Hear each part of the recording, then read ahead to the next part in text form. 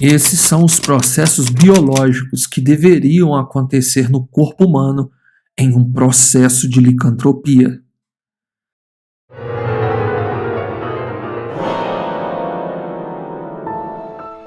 Sem qualquer sombra de dúvida, é inegável que a pesquisa a seguir lançou luz sobre inúmeros mistérios ainda envoltos em escuridão. Mistérios estes outrora atribuídos exclusivamente ao domínio do sobrenatural. No entanto, entre as diversas trilhas que essa pesquisa me levou, confesso que eu me assustei com a insana transformação do corpo humano numa forma assustadoramente animalesca. Ao longo da história, contos e lendas de criaturas de aparência híbrida, de homens e lobos ou cães, permearam muito das culturas ao redor do mundo. Desde o amaldiçoado Lycan da Grécia Antiga aos lobisomens disseminados pela Europa medieval, o Rogarou da América do Norte e até mesmo tribos indígenas espalhadas pela América Latina. O que eu apresento a vocês hoje, por mais incrível que possa parecer, é que cada uma dessas narrativas está enraizada em algum nível de verdade. Um medo primordial, profundamente arraigado no subconsciente da humanidade e que eu acredito poder ser rastreado até o primeiro contato da humanidade com um vírus devastador que nomeei como parvovírus licantropo. Se todas essas histórias são reais, será mesmo que eles teriam surgido de algo sobrenatural ou poderia ser algum patógeno de transformação? Se lobisomens são reais, qual é a sua verdadeira biologia e como o corpo humano suportaria tal transformação? É o que nós veremos a seguir. Eu peço seu like e a sua inscrição nesse canal. Nosso tema de hoje é a biologia de um lobisomem. Antes de nos aprofundarmos nos detalhes desse horror microscópico, permitam-me fornecer algum contexto para o trabalho que levou à sua descoberta. Como mencionei anteriormente, durante décadas, minha própria pesquisa trilhou um caminho que talvez nunca tivesse cruzado com este vírus em particular. Mas então, quase por acaso, eu conheci uma bióloga brilhante, igualmente apaixonada e motivada a descobrir verdades que a academia mainstream se recusava a considerar. Infelizmente, embora pudéssemos trocar ideias por algum tempo, a ameaça do destino que nos unira foi tragicamente e muito repentinamente rompida. Essa cientista, cujo nome, ao menos por enquanto, permanecerá anônima para que seu legado não seja manchado, perdeu sua vida pelos próprios organismos que estudava. Ela foi encontrada em sua casa e o seu corpo estava em pedaços. Ainda assim, a pesquisa dela se tornou a base da minha, a maior parte tendo sido obtida a partir das páginas dos detalhados diários que ela deixou. Mas o pior de tudo é que essas descobertas se tornaram um fardo pesado demais. Nesse trabalho foi descoberto estudos de possíveis cargas virais que transformariam humanos em vampiros ou zumbis e os tornariam brutais, mas que até o momento eles permaneciam inacessíveis. No entanto, o parvovírus licantropo está em circulação há centenas de anos e ele causa mudanças tão drásticas em seus hospedeiros que eles mal podem ser reconhecidos como tendo sido humanos um dia. Arriscando-me a abusar da sua gentil paciência, eu passarei agora para a segunda parte da minha apresentação, o vírus em si. Observamos que animais estão totalmente imunes a ele, que o ser humano só se infecta em contato com a saliva do hospedeiro quando esse, em si, está com a transformação corporal completa. Ou seja, se eu sou hospedeiro e dou um beijo de bom dia na minha esposa, ela não será infectada. Porém, quando eu estiver com o corpo físico modificado, qualquer mínimo contato com a minha saliva a infectaria. De fato, o LPV parece ser altamente especializado, incapaz de ser transportado por quaisquer organismos, exceto humanos. Como resultado, as vítimas mais comuns são aquelas cuja profissão as colocam em contato frequentemente com outros infectados anteriormente. Ao entrar na corrente sanguínea de um hospedeiro, Ao invés de mirar em um único tipo de tecido, o parvovírus licantropo avança para infectar todas as células corporais, as modificando drasticamente em seu núcleo. Na verdade, a observação é intrigante, pois quando a célula é infectada, ela muda levemente a sua coloração. Inicialmente, apenas isso. O LPV permanece adormecido ou incubado ali. Porém, em determinadas épocas do ano, ele se revigora e modifica por completo tudo o que pensamos saber sobre o DNA humano. E eu vou explicar melhor. O parvovírus licantropo parece utilizar um método de reprodução e modificação muito mais sorrateiro. Em vez de destruir a célula hospedeira, o que o corpo poderia associar a uma inflamação, alertando assim o sistema imunológico da sua presença, eles permanecem ali quietos, e quando são estimulados pelas fases da lua, ele modifica a célula de uma única vez e depois de algumas horas volta a ficar inerte. Seria uma verdadeira possessão silenciosa, mas nada discreta. Nesses estudos ainda não conseguimos determinar a função da lua no processo, mas conseguimos explicar como a transformação física ocorre. Então vamos lá. Em resumo, as mudanças que o parvovírus licantropo faz em suas células hospedeiras são drásticas e rápidas. Em meus estudos eu observei que as transformações só ocorrem em lua cheia, sempre entre 9 e 10 da noite, chegando ao seu fim logo que o sol nasce. Os sintomas são: o crescimento extremamente rápido de cabelos se torna evidente e a vítima torna-se cada vez mais agressiva. A comunicação torna-se quase impossível, uma vez que as suas respostas se degradam em grunhidos, rosnados e sibilos. A gengiva fica com o dobro do tamanho e o processo para o crescimento de novos dentes mais grossos e pontudos é extremamente rápido. São minutos. A dentição humana fica intacta, atrás dos novos dentes que nascem.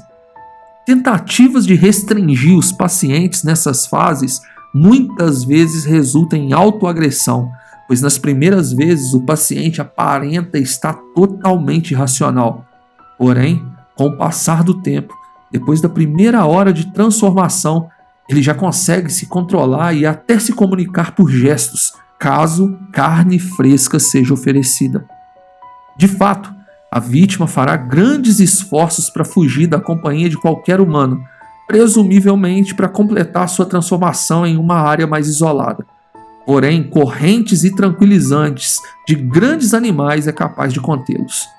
Mas agora eu devo avisá-los. Mesmo que você considere meu trabalho anterior como verdadeiro, a transformação que se segue à infecção pelo LPV é tão radical e as contorções que impõe ao corpo são tão perturbadoras que mesmo ao relatar aqui eu mal consigo acreditar nisso. Pois o paciente apresenta níveis altos de dor, ele sente todos os seus tecidos crescendo e ao final do processo os cabelos ou pelos a mais e os dentes animalescos simplesmente caem, sendo descartados pelo corpo, o que também gera um grande desconforto à vítima. A transformação do plano corporal humanoide para o de um lican é drástica, e os músculos são encorpados e os ossos crescem rapidamente.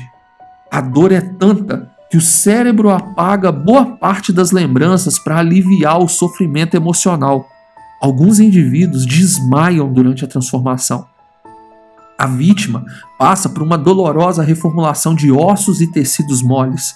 Isso coloca uma grande pressão no coração e demais órgãos vitais. Muitos não sobrevivem à transformação. Talvez seja por isso que não vemos muitos deles por aí. Os músculos se engrossam, não de tecidos a partir deles, mas sim com cartilagem que começam a crescer em placas sobrepostas, tornando o paciente mais forte e robusto. E quando observado essa escassez de pessoas infectadas, foi passado a adicionar o patógeno a elas em laboratórios de forma secreta. Se sobreviver à primeira transformação, a vítima infeliz prefere o isolamento e dificilmente tem uma vida normal depois disso.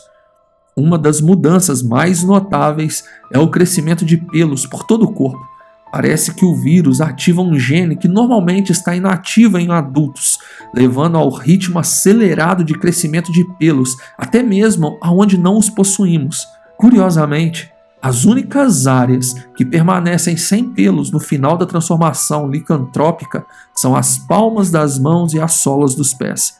Paralelamente a isso, um aumento ou uma escassez na produção de melanina transforma a pele e os pelos em um tom mais claro ou muito escuro. A cor cinza foi observada uma única vez. Acreditamos que isso dependa da etnia. Os olhos das vítimas começam a parecer injetados de sangue devido ao aumento do fluxo sanguíneo, o que ajuda a formar o tecido tapetum lucidum atrás dos olhos.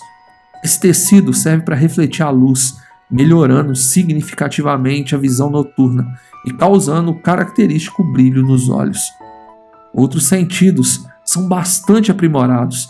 A percepção auditiva, por exemplo, é triplicada, enquanto o olfato fica quase 100 vezes mais aguçado do que o de um humano não infectado. Autópsias revelaram neurônios límbicos hipertrofiados e uma proliferação de células receptoras, o que pode explicar esses sentidos intensificados. Uma área da pesquisa que ainda exige testes extensivos é o que ocorre no cérebro de um licantropo. Parece que grandes porções do córtex pré-frontal e do hipocampo são reduzidos em licantropos, levando-nos a acreditar que isso é pelo menos parcialmente responsável por sua extrema agressividade e aparente falta de habilidade de raciocínio. Mas com o tempo, tudo se adapta e eles parecem voltar a raciocinar de forma semelhante a não infectados. Claro, parte disso provavelmente tem a ver com a necessidade frequentemente avassaladora de alimento, pois durante a transformação o indivíduo só permanece calmo quando se alimenta de carne fresca. De 8 a 9 horas de transformação é oferecido cerca de 10 quilos de carne, ao qual é consumido rapidamente pelo corpo. Curiosamente, o cóccix, ou o osso da cauda, também é alongado, formando uma cauda rudimentar e em grande parte não funcional.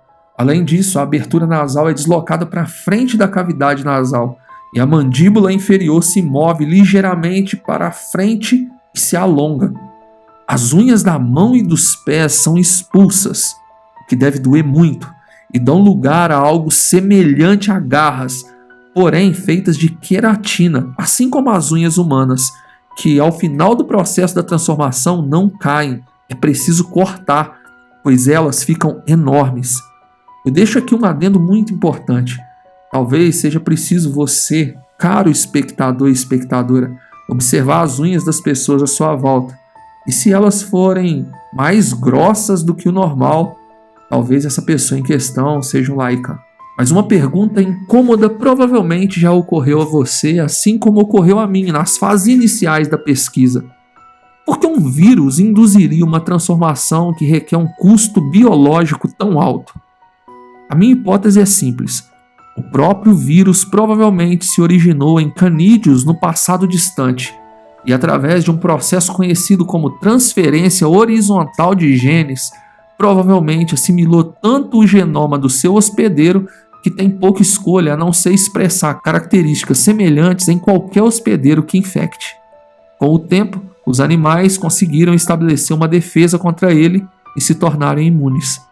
Falando de forma geral, com base na descoberta de dezenas de fósseis bem preservados, registros dos quais foram fornecidos pela falecida pesquisadora, acredito que os primeiros verdadeiros lícans surgiram nas florestas densas da Eurásia, possivelmente após infectar e exterminar nossos primos neandertais. Conforme a humanidade progrediu para a era medieval, nunca perdemos o medo profundo dessas criaturas. Muitos consideram o lobisomem como uma metáfora fictícia para a dualidade do homem, uma personificação da luta constante entre a pessoa esclarecida e os nossos instintos mais selvagens. Mas embora essas discussões possam ter mérito, a realidade é que os lycans ou os lobisomens são, em minha conclusão, reais.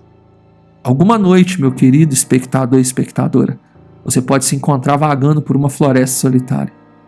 Seria difícil ver o ataque chegando e, se por milagre sobreviver a ele, manteria sua lucidez tempo suficiente para ver seu pelo crescer, seus membros se alongarem e garras brotarem de suas pontas dos dedos, enquanto a agonia e a loucura te dominam, provocadas apenas por um sorrateiro, porém cruel vírus.